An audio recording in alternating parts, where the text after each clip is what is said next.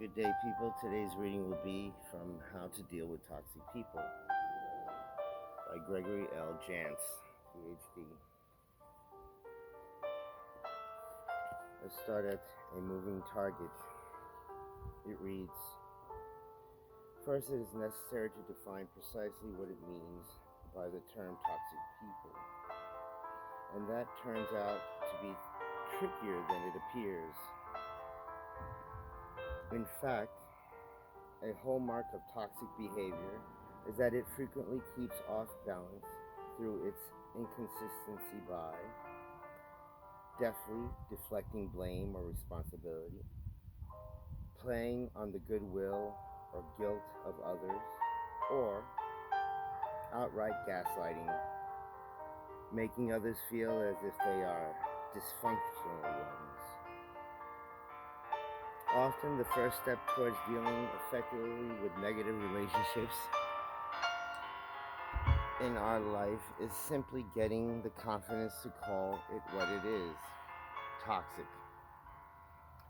On the other hand, the term toxic people comes dangerously close to attaching judgment to individuals and not just the behaviors they exhibit.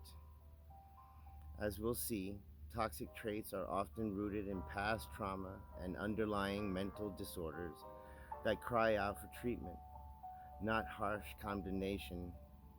That is not a rationale for ignoring or enduring the effects of a toxic person in your life.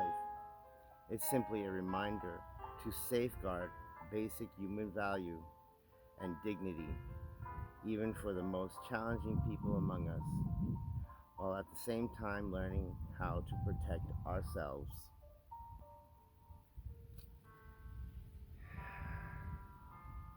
Toxic is obviously not a formal psychological term, but rather a descriptive on how people often feel when dealing with certain individuals. Toxic describes interactions where boundaries are often blurred, where individuals themselves or their behaviors are felt to be difficult, challenging, demanding, often adversarial. Toxic relationships are not fueled by mutual care and support, but often skewed to accommodate an individual's needs and demands. Needless to say, there are not healthy relationships, and often, whether meaning it or not, toxic behavior chips away the equity of the participants and corrupt whatever could be good in a relationship. Let's leave it there. This is the beginning of finding a way to still be loving somehow. Amen. Have a great day, people. God bless.